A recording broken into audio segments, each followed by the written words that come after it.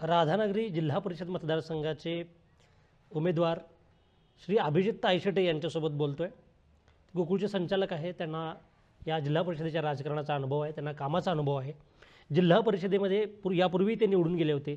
शिक्षण विभागाचे सभापती म्हणून त्यांनी प्रभावी काम केलेलं आहे आणि लोकांचा त्यांच्यावर एक यशस्वी राज्यकर्ते म्हणून विश्वास आहे, हे त्यांच्या आजवरच्या लोकांच्या प्रतिक्रियेतून त्यांच्याबद्दलच्या समोर आलेलं आहे. मी पुढे त्यांच्याशी बोलणार आहे.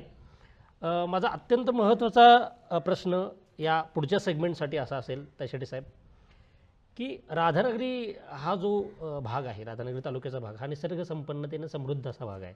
निसर्गानं मुक्तच असताना इथं उधळण केलेली आहे सौंदर्याची आणि त्याच्यामुळं इथं वन्यजीव अभयारण्यसुद्धा आहेत आणि जिथं वन्यजीव अभयारण्य असतात तिथं डेव्हलपमेंटच्या दृष्टीने थोडे रिस्ट्रिक्शन्स असतात, हे आपल्याला सगळ्यांना माहिती आहे. म्हणजे हे सगळीकडे लागू आहे. म्हणजे अगदी ताडोबापासून ते अगदी राधानगरीच्या दाजेपूर अभयारण्यापर्यंत सगळ्या ह्या गोष्टी आपल्याला बघायला मिळतात. वन्य विभागाची रिस्ट्रिक्शन्स असतात, कामं करता येत नाहीत, बऱ्याच ठिकाणी खोदकाम करता येत नाहीत आपल्याला.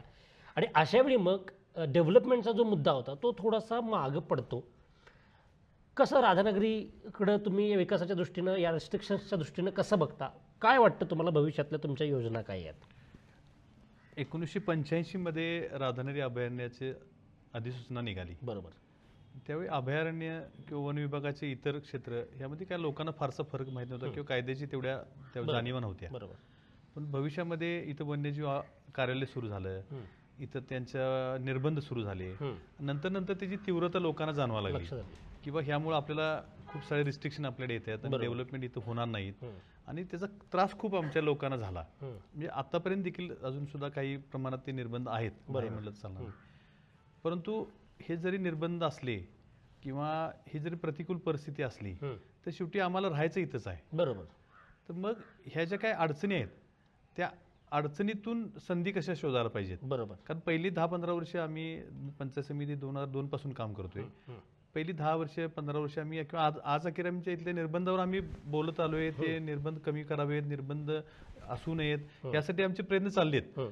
आणि इथल्या डेव्हलपमेंटला ते ज्या अडचणी येते ही एका बाजूने परिस्थिती असताना ह्याच अडचणीतून आपल्याला संधी कशी मिळेल. बरोबर. किंवा अडचणीत बऱ्याच वेळा बघायला गेलं तर संधी असतात, तर तशी स्थिती आता काही बाबतीत आमची आहे. बरोबर. म्हणजे ज्या निर्बंधामुळं हा निसर्ग संपन्न परिसर हा रिस्ट्रिक्ट झाला, मग आता इथंच राहणाऱ्या लोकांसाठी इथं आपल्याला काय करता येईल ह्यावर आमचा विचार सुरू झाला आणि त्याच्यावर आमचं काम सुरू आहे. बरोबर.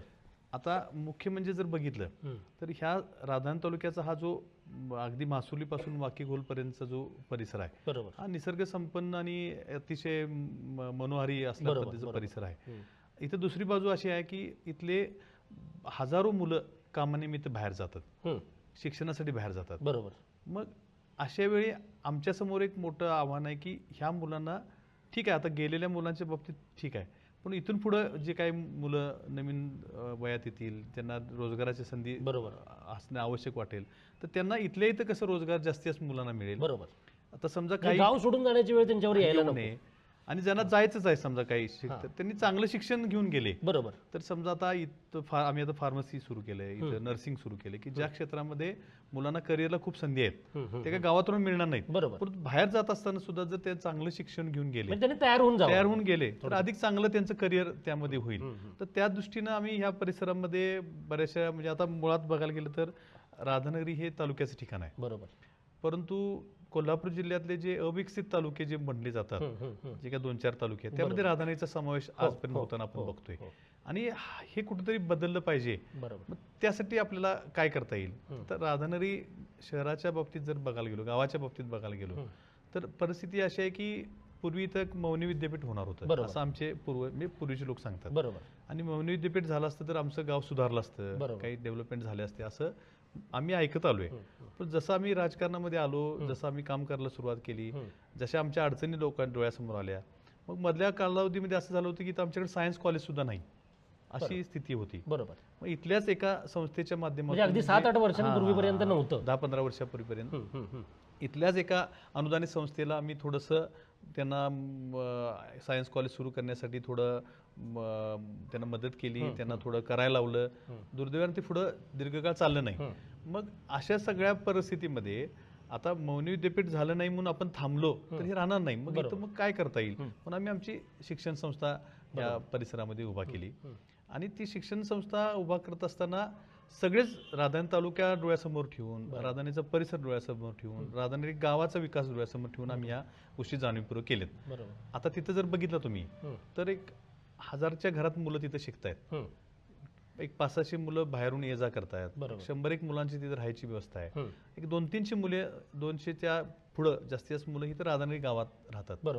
इथं ती राहिल्यामुळं इथं राहण्यासाठी त्यांच्या रूम भाड्याने घेणं असेल, त्यांना मेसमध्ये जेवण्याची सुविधा असेल, नाश्त्याची सुविधा असतील, किंवा अगदी छोट्या छोट्या ज्या गरजा आहेत त्यांच्या मेडिकल पासून अगदी कपडे इस्त्री करण्यापासून त्यांना केस कापण्यापर्यंत हे जे सगळे छोटे छोटे व्यवसायांना त्यांची नकळत त्याची इकॉनॉमीला वाढ होत असते.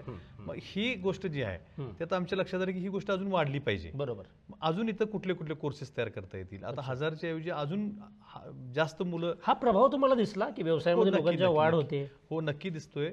आणि आता आम्ही भविष्यामध्ये अजून इथं जे काही अजून काही कोर्सेस वाढवता येतील, व्यावसायिक कोर्सेस वाढवता येतील, ज्याचा शिक्षणासाठी उपयोग होईल आणि राधानगरीच्या इकॉनॉमीला सुद्धा त्याचा फायदा होईल असं आम्ही डोळ्यासमोर ठेवून आम्ही त्याच्या डेव्हलपमेंटचा अजून भविष्यामध्ये काम करण्याची प्रक्रिया सुरू आहे. म्हणजे थोडक्यात तुम्हाला असं म्हणायचं की निसर्गाला कुठेही डिस्टर्ब न करता एक शाश्वत विकासाची प्रक्रिया तुम्ही सुरू करण्याच्या माध्यमातून प्रयत्न करणार आहात.